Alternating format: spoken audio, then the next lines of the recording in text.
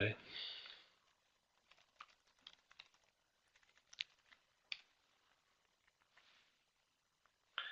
Thanks to the soldiers in Indonesia for joining at this time, 9 p.m., and also in India, it's fairly late.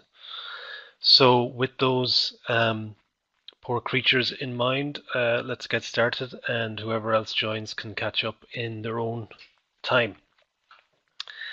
So, I'm just going to go through our tracking work. Hopefully, we can be done so you guys can bring your days to a close. But feel free to type in questions as we go along. This is kind of the agenda. We're just going to just a quick review for those who may not be or familiar with our tracking work to date or who've just joined the organization. We're going to just do a quick review of what it means exactly. Then we're just going to also have a quick overview of our tracking strategy. This is something we put together about a year and a half ago, and it's just something that we keep on tinkering with as things change and as new projects are launched. We're going to talk briefly then about the ICI project, which is our new project that has gotten multi-year funding from the German government up until the end of 2020. And that's a great kind of project for us to kind of bring this tracking strategy into action and kind of gives us a good foundation for doing lots of spin-off work from our tracking numbers that we get. Then I'll talk a little bit about tracking core team. You may know there's been a lab core team for a while around the innovation labs, and the climate finance leadership group have asked me to put together a core team on tracking as well, in tandem with the German project where we have that funding in place. So I'll be talking about what that is, what it means for everybody in CPI as well, how to interact with that core team, and also the regional offices. And then I'll just give a quick then burst through of the current activity, the current projects we're doing, when we're expecting results out, so you all have some heads up on that.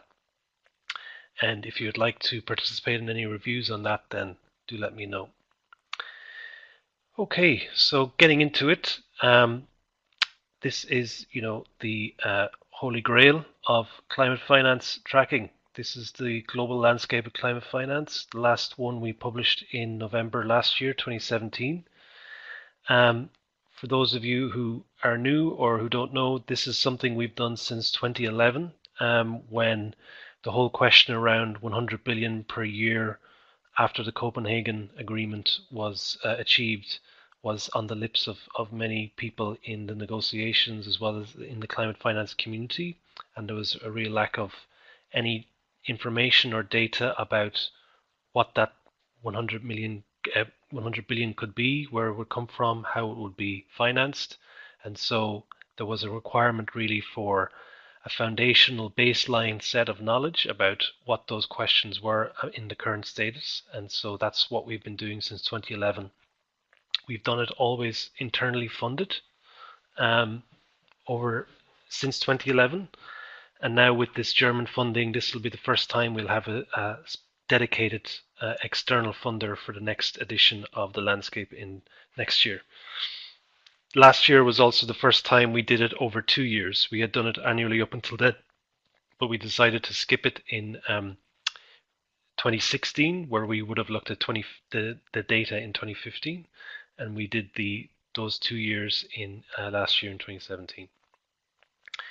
You can see it feeds into a lot of work. IPCC, quote the numbers, G7 and G20, the UNFCCC, lots of other high-level organizations. So that's at the global level. It's also important to remember that we do have a lot of national level activities going on when it comes to tracking. And this is often also of additional kind of implications at policy level or at actually implementation of climate finance instruments and policies, because we're able to speak more directly to national priorities and national contexts and understand the actors in a lot more detail, whereas the global level, a lot of that has to be aggregated and kind of classified across broad streams of data to make it meaningful. This chart here is Angela's work in Côte d'Ivoire. Angela Falconer led a project in Côte d'Ivoire that looked specifically at red-aligned finance. We have done more general national landscapes in Germany and in Indonesia before, of course, with Angela and the team there in 2014 that looked specifically at public finance. We do have in the pipeline one to do in Kenya as part of the GNI Plus project, and we do have also an update in Indonesia with a specific focus on private finance to come towards starting towards the end of this year and coming into next year. There might be India potentially as well in the future. But it's important to know that this methodology, our global landscape methodology, has been applied by other actors, other consultants, notably in France, the Institute for Climate Economics. They have published a French national landscape along the same lines for about 4 years, I think. And there was another consultant who did one in Belgium. And we understand there's another consultant who's helped to undertake one in Papua New Guinea as well. So the national level tracking is just as important really in our eyes as the global level tracking, and it's something that's part of the strategy to build on in the future.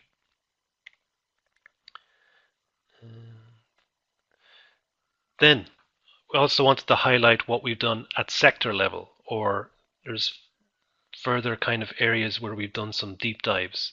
So on the left here is the amazing SE4All landscape tracking on energy access finance, and that was a project that was done the year before, last year as well, for SE4All by Federico Mazza.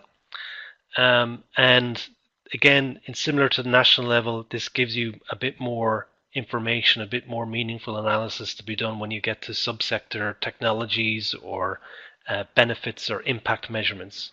I wanted to kind of highlight in particular this part of the energy access landscape where they were able to analyze all the finance that went into increasing energy access in 20 countries, and then they were able to, at the residential level, map that against 5 tiers of impact that types of energy access has financed. So tier 1 being, the very basic level of electricity, and tier 5 being 24-hour access to all of the mod cons, air conditioning, washing machines, TVs, and iPhones and all that crack. So this is another kind of good input. The one on the right there is a kind of sub-report we did of the global landscape in January this year with IRENA, with some funding from our IRENA, and we were able to look in a bit more detail around the public state-owned enterprise actors. Was one additional actor we were able to pull out of the data on the left, and then also the renewable energy technology specifically on the right. We were able to go into more detail on them than we don't usually do at the global level.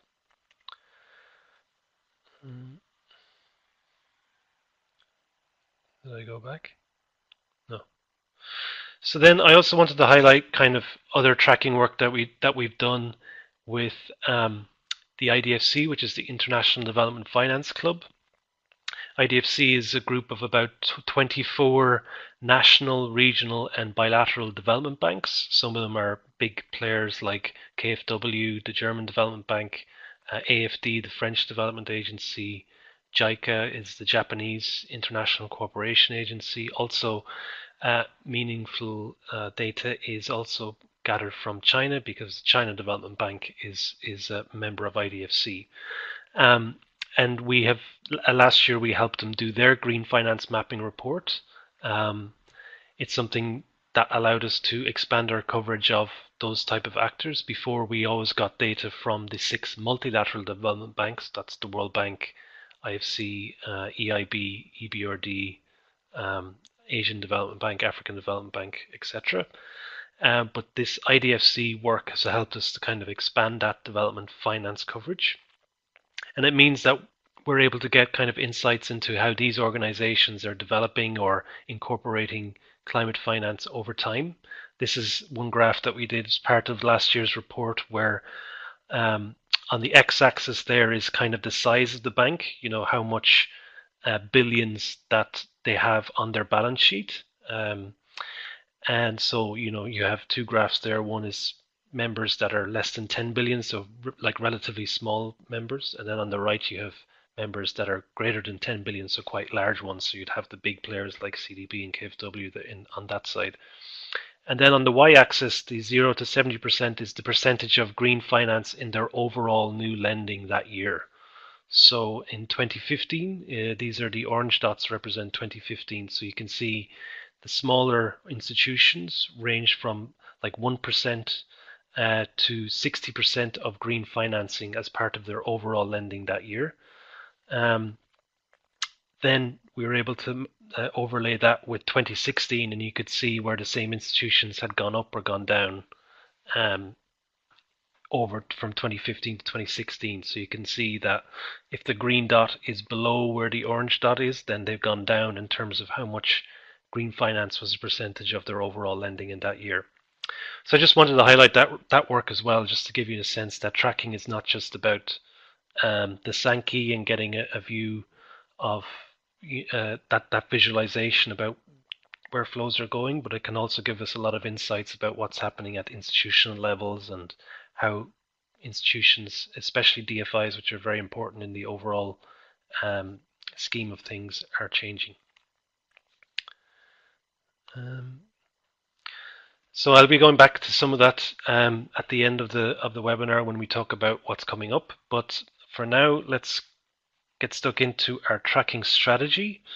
And this is something we put together when we had the inkling that we were going to get multi-year funding. So we felt that we had to kind of anchor this funding into a strategy where we had specific goals in mind, not only for that particular project, but actually for the whole tracking work stream here at CPI, so we can prioritize the right projects, the right work, and keeping track with all of the fast-moving pieces that are happening in the broader climate finance space.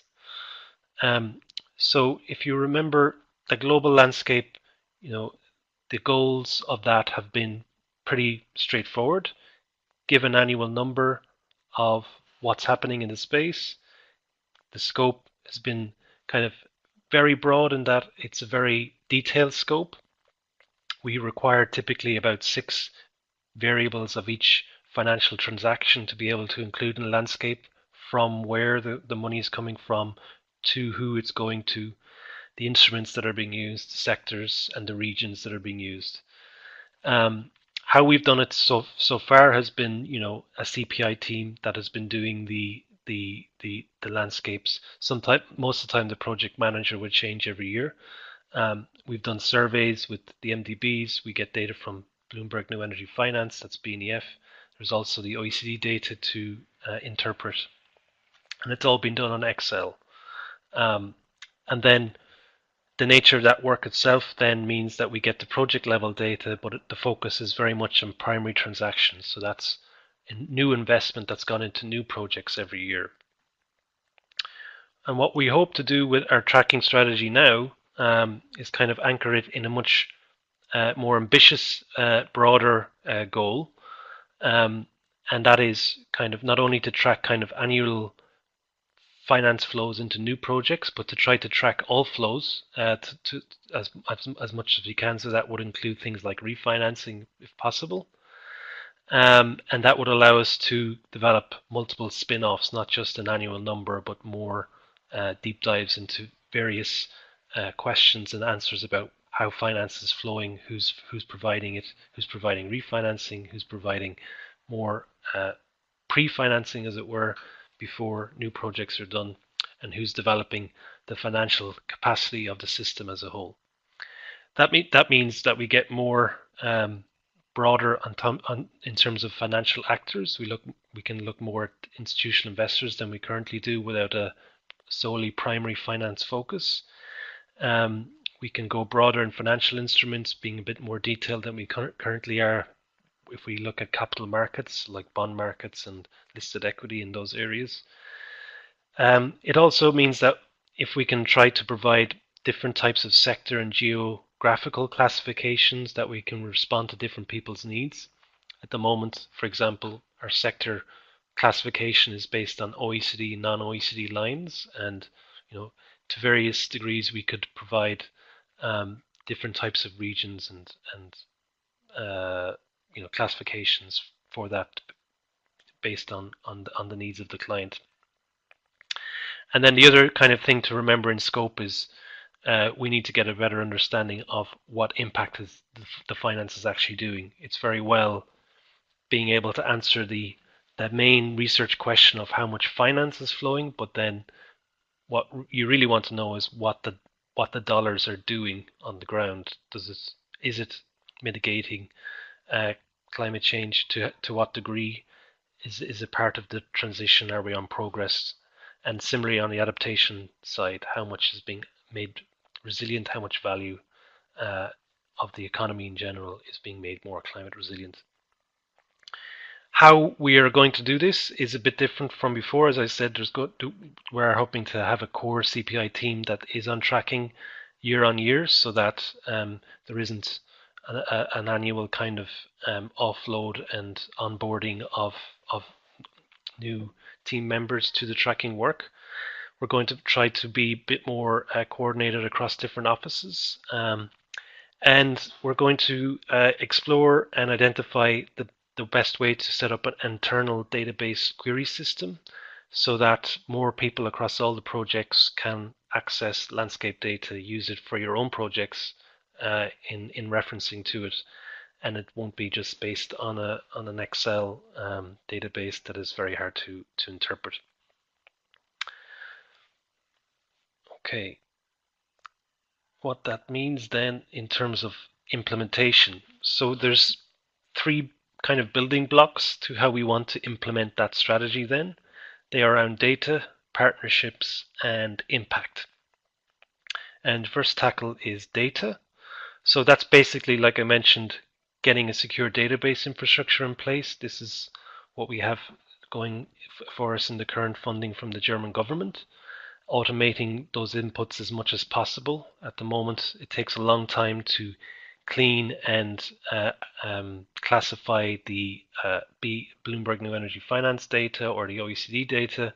I'm trying to get those processes automated as much as we can, and setting up internal and external query systems. There is a hope that we would like to make some of the data more available for external audiences so that they can pick out specific data points that they could also use. So it's not just the global landscape number that is being referenced or the adaptation number that is being referenced, but they can pick out adaptation finance in loans in East Asia Pacific, for example, and reference that one.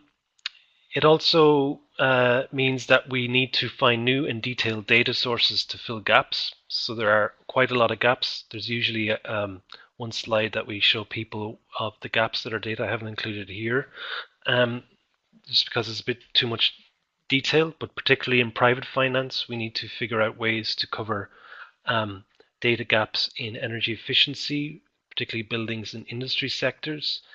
In the transport sector, we also need to find ways to fill data gaps, particularly when it comes to public infrastructure, mass transit investments. We get a bit of that from the IDFC, the development finance surveys. We've started with electric vehicles this year. We worked with the IEA on getting some numbers on retail sales into electric vehicles. So we're starting to get some private finance on transport, but we need to do more. And then there are the really hard areas such as agriculture and forestry and adaptation resilience, where we also need to figure out ways to fill those gaps from private finance angle, even if we don't get it to the same level of methodological kind of clarity or granularity that we have on renewables. We need to be able to say something about what's happening in those areas. The second building block is on partnerships. And this is really a way of building out and having a more longer term strategy for how we maintain partnerships around tracking. At the moment, we have a steering committee that kind of feeds into the global landscape publication each time it's set up, and they include our friends in the OECD and the multilateral development banks primarily. And so what we would like to do is kind of build a more formalized partnership relationships with those players, but as well as a broader group of stakeholders, including other data providers and the private sector, so that on the one hand, they can bring in more data for us to fill the gaps, but on the other hand, they can advise us on particular analytical questions for us to look at so that the data is more useful for that audience as well as other audiences, rather than just providing just the annual global number. And then the final building block there is on impact. And so, it's great having the data and the partnerships on the one side, but having more impact is the name of the game, as it were. And there's kind of three ways this is prioritized. The first is at the global level, and that's continuing the work we've been doing with the global landscape, with the usual stakeholders there, the UNFCCC, other multilateral initiatives like at G7 or G20 working groups, etc. At the national level, it's about making the tracking speak to what's happening with NDC implementation, all the blended finance agenda in terms of resource mobilization, and making it clear to different governments how easy it is for them to redirect existing finance flows into green finance flows or climate finance flows. The third element there is speaking more on that systemic financial system level that I kind of hinted on earlier, where we would be looking to move away from not only that narrow focus on primary new investments into new projects every year, but looking at what does this mean in terms of the broader financial markets capacity development in different countries, especially in emerging markets. What does it mean for overall policies and trends if more green bonds are part of the landscape, for example, or if central banks decide to take on more a view on climate risk.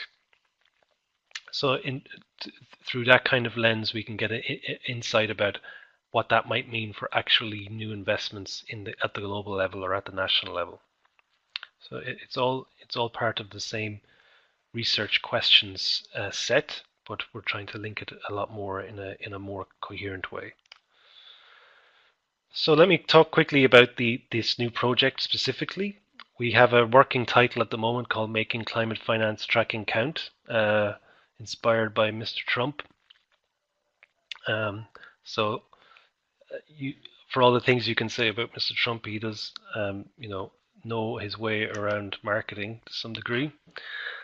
And this project is about putting the tracking strategy in action, those aspects around data, around partnerships, and around impact. Particularly for the data level, it gives us that freedom and flexibility to fill those gaps in sectors and methods and impact metrics that we're looking at.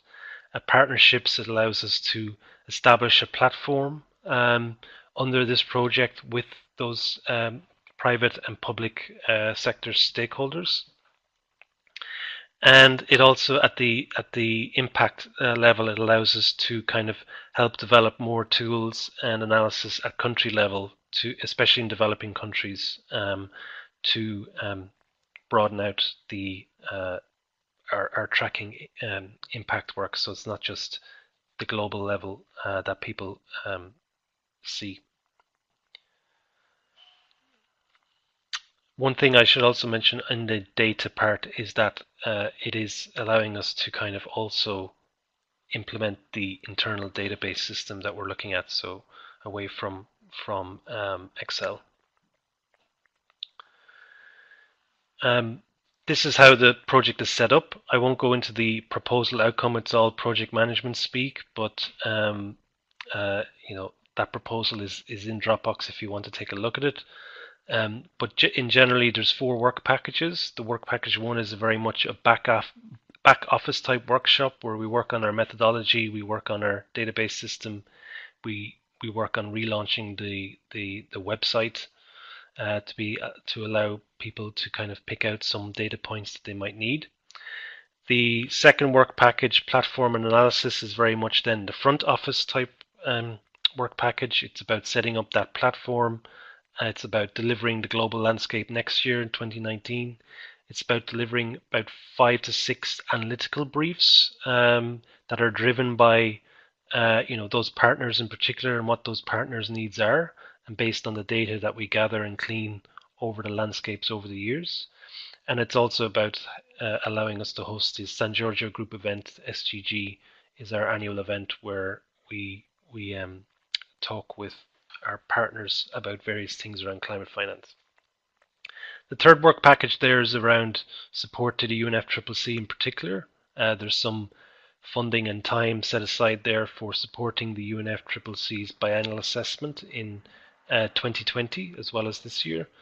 There is some funding also to feed into the debate around how mobilized private finance may be attributed to developed countries under the UN system. It's a very kind of politically sensitive topic, that one, but we've set aside some funding here on request of Germany actually to answer some questions they have. We still have to figure out what questions they are that they have, but we've set that time aside. And then the final work package is on the developing countries support particularly. We're developing a tool for national tracking, so we don't intend to go around to every country in the world and do all the tracking ourselves. We would like others to do it. We would still like to do it for the countries where we have our offices and also the other big major emitting economies like China or South Africa and Mexico and Brazil. But for a lot of the rest of the world where there is this demand for this kind of landscape overview, we would hope that this tool could help them, either people in the governments do it or the consultants that they recruit to do it. It would also help us to kind of develop this community of practice amongst all those partners, so that not only do we help those people implement it, but we also get a bit more acknowledgement and recognition about the dissemination of our methodology across the wider community. And then one important aspect of this work package as well is that we do have some financing to kind of seed finance national landscapes in certain countries, depending on the German government saying it's okay for us to intervene in that country. So Indonesia is more or less got the green light, and we're going to be exploring the potential of doing another one in India, and then we would have one more to do in 2020 in a specific country.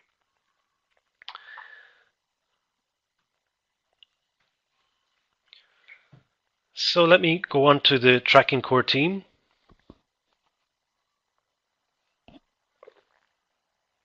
So as I mentioned, we have a lab core team, and with the German funding coming through, the request came down from above high, the Climate Finance Leadership Group, to put together a proposed tracking core team.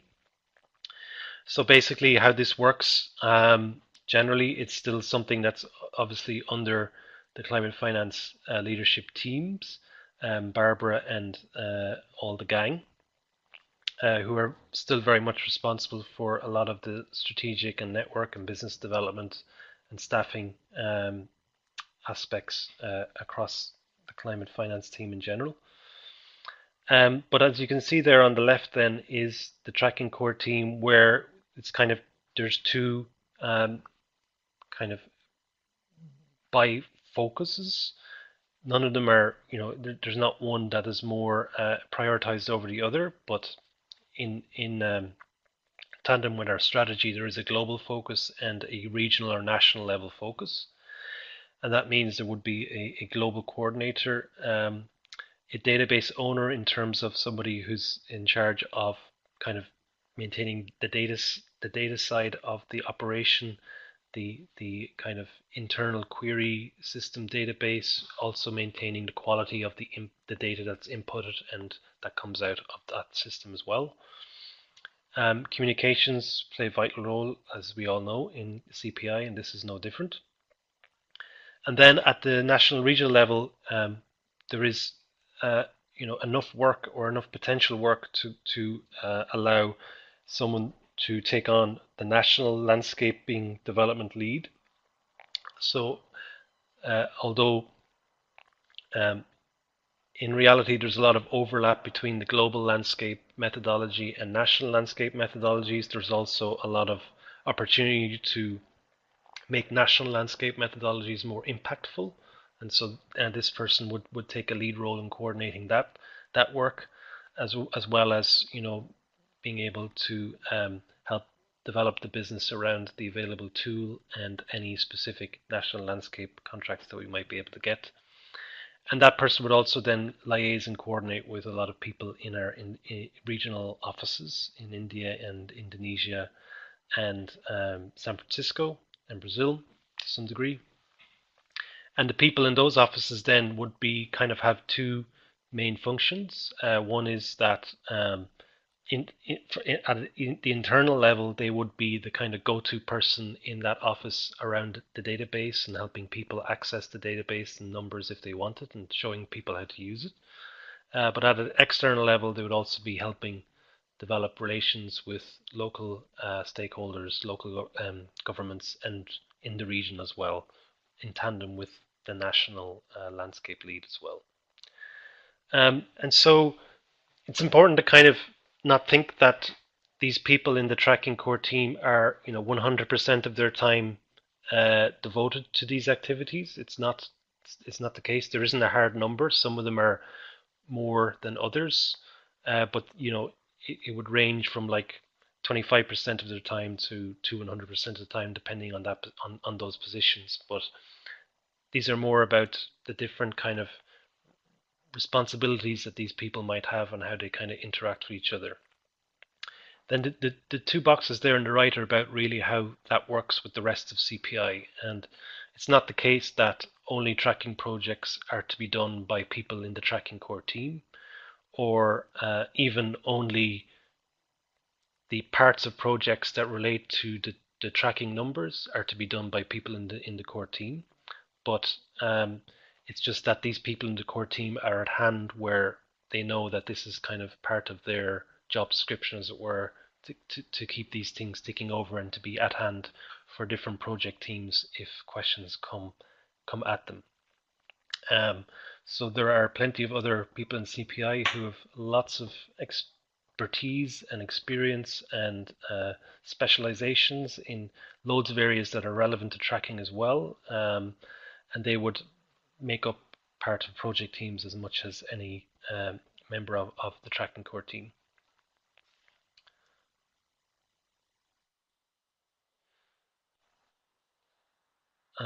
So this kind of illustrates in a bit more detail what those different roles are from what I was mentioning. I want to then best to kind of focus on that orange box there about what the core team will be doing that can help individual project teams over time.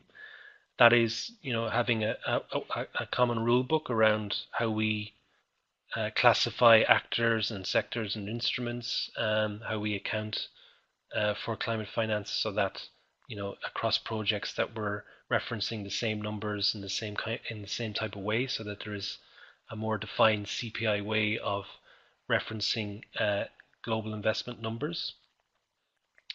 It also would then be accessible through the centralized database for use by all of CPI. So, and also then the core team is also responsible for figuring out the ways to fill the gaps in our data coverage as we have it.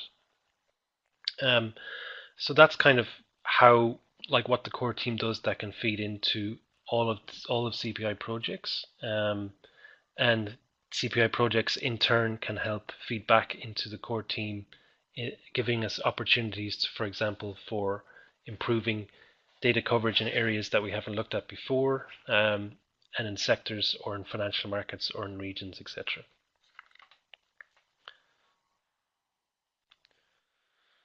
So who is involved? These are the names so far, and it's not an open and shut case that these are the people involved, but these are who are envisaged to be core members at the moment. Again, I can't iterate enough that this doesn't mean that these people are 100% of their time devoted to this work, but the functions that we discussed before would be under their hats at the moment. So myself as a global coordinator, relying on the CFL particularly, but also Federico as well when it comes to energy access and as a kind of gatekeeper of landscape methodologies over time. Alex Clark in our San Francisco office has going to take on the database kind of owner role, which is also a significant role in terms of methodology development as well. So his task will be around making sure that we have options for filling data gaps if possible, but also he's put together an internal position paper that is available on Slack on our database systems options. So please feel free to feedback onto that. Valerio and Donovan are two people who would be supporting him through those processes, also on the methodological development. In terms of our communication support, Caroline would be the key person leading from the communications team that will help us manage our website outputs, our visuals, also the network that we have with various partners and roles, with of course support from Alicia. And then at the regional national level focus, Xavi Miatel, who is moving from our India office to our London office, is going to take on some of this work, helping to develop the national level business plan, as it were, reaching out to various countries that have expressed interest, because myself in particular haven't had the time to kind of follow up on a lot of different leads that we have, but also helping to coordinate with our other offices and providing support to people in the other offices, Randy in Indonesia, of course people in India with Xavi, and Alex and Dario in San Francisco, as they may need support when it comes to outreach to Latin America, to South Asia, to Southeast Asia.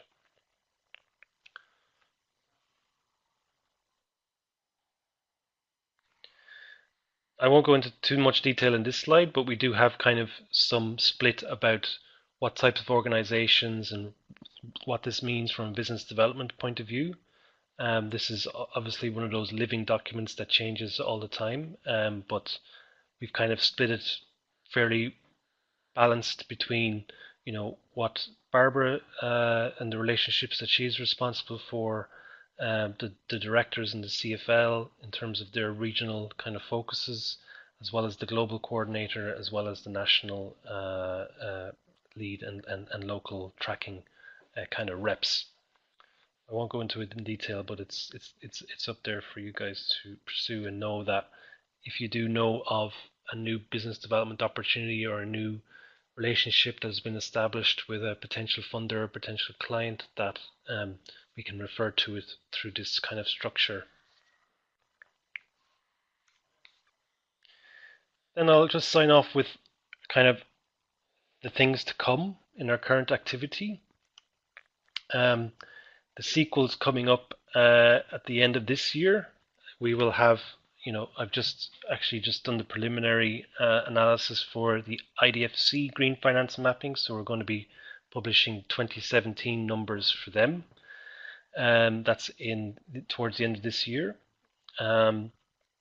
which is quite exciting because China Development Bank plays such a large role, but it also allows us to understand more regional and national development banks in Latin America in particular, some in Southeast Asia, their constraints about doing tracking in the first place, but also about trying to understand what they should be doing around green finance in general, how that changes over time.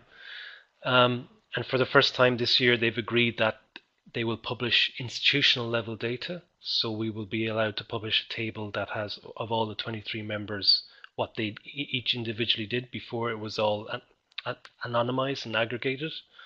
And so that means that, you know, people won't be coming to us asking us for specific numbers anymore. It'll be in the report, but it also means that there'll be more pressure on the members in IDFC to up their game over time, because it will be apparent of who's doing the most work. There will be a global landscape update. This is because we've done the biennial report for the UN this year, where we had to update the numbers. Some of that was due to the IDFC report coming out after we published our global landscape last year that had much higher numbers than we anticipated. And we've also increased the coverage with electric vehicles. So that average number of 410 that we had actually goes up to 491. So keep an eye out for that, almost 500. And also Fede is working on the sequel to the SE for All energy access landscape with the usual suspects, which is very exciting. Then in terms of new types of projects that are coming out, we have a land use finance toolbox. So this is basically the precursor to our national tracking tool that is part of the German project. We've got initial funding already from the European Forestry Institute, which is funded by the EU RED Plus program to develop a land use specific one. We've gone into a lot of detail about definitions in land use and agriculture, forestry type sectors, about what is mitigation and adaptation type actions to track, and also what is the negative or destructive actions to kind of track as well, to make sure you understand the overall picture that's going on in land use change. And then we've gone into a lot of detail about the various applications that this type of process can help you do on the policy side. So it's a very detailed tool. It's much more the deep dive and focused version of the tool that we'll be doing in the German project, which will be more high level and applicable to many different sectors. And this land use finance toolbox we're hoping to launch this month in PDF form, in terms of the report form and the different templates that are available to a user to implement. And then there will be an interactive version launched towards the end of this year, perhaps early Q1 next year. Then the purple box there is work we're doing from ClimateWorks Foundation, and so this is one way that, you know, having our database system in place and making our data that we have in the landscape over the years much more malleable and available for other clients for their own uses. So in this Go Big campaign is ClimateWorks Foundation's new campaign around specific mitigation sectors, and they want to get a good baseline knowledge about what's happening in those sectors, in those technologies over time. And so Alex is leading this in San Francisco with Dario after Jessica has left. And it's basically, it's given us an opportunity to look at our landscape data and see how much of our sector classifications can we change so that it speaks to what they want. For example, energy efficiency going from the energy efficiency umbrella that we have to energy efficiency in buildings or energy efficiency in industry, or the sector classifications going from, you know, East Asia Pacific to, you know, China or Japan or other areas more specifically. And it also kind of gives us an option to get the word out there around where the gaps are and where we need more support, i.e. funding, to help fill those gaps. And so this type of projects, we hope allows us to give clients like ClimateWorks, this is the full baseline knowledge of information that's out there. It's the best available information. These are the gaps. These are our ways or ideas on how to fill that gaps. Please give us more money to fill those gaps. Thank you. And in a similar way, the other box here from the European Climate Foundation is a similar kind of strategy and project, except it's much more broader in terms of encompassing the whole financial system. So whereas the ClimateWorks project focuses just on our landscape data on new investment into new projects in a given year, the indicator dashboard for progress on the shift of financial flows is a much broader project. There is that new real investment indicator that you can see there on the left that has increased 3% from 2017 to 2018, and that's the same as what our landscape data would be, where we're saying this is new investment in the real economy in real projects that have mitigation or climate resilient effects. But then many of the other indicators are outside our usual comfort zone about what tracking is. So system flows, for example, are about new flows in the financial system that we don't know exactly the projects that they relate to, but they have been labeled as green or could be referred to as green or climate change aligned finance in bond markets, in equity markets, etc. And the total stock refers to, how much of the total system those flows represent over, like, in terms of the total assets in the system as we stand today. Then integration and sentiment are interesting aspects where there are more qualitative data that is out there about, for example, on integration, how many banks have integrated climate risk into their approval, into their loan approval process, how many insurance companies have climate risk management strategies, etc. How many asset allocation managers include climate risk mandates in their asset management mandates, and we try to measure that then through the climate integration kind of index. And then the sentiment is more around, when so many, say, $5 trillion worth of investors sign a letter to say we want more stringent climate policy, what does that signal to the markets and to other stakeholders about what they should be doing around green finance? And so that's what our market sentiment index kind of reflects. We've tried to weight it accordingly to try to divide out the real sentiment signals that are made versus the marketing BS signals that are made from various actors, and try to weight them accordingly. But it means that over time, as sentiment increases, you would hope to see the integration and the flows of climate finance increasing as well. And so this is a project that we've been working with. Alex has been working in San Francisco hard at it. He's come up with a lot of new data sources that we wouldn't have looked at before, and a lot of actors are therefore in our kind of boundary of analysis that we've looked at before, and it's something that we're going to be road testing with the European Climate Foundation people in next month and a wider group of stakeholders to see if the methodology works out for them, and also maybe they know some also easy publicly available data sources to fill some of the gaps that we have in how we calculate these indicators. So that's it. We have some time for questions, so happy to take any as we go. I think,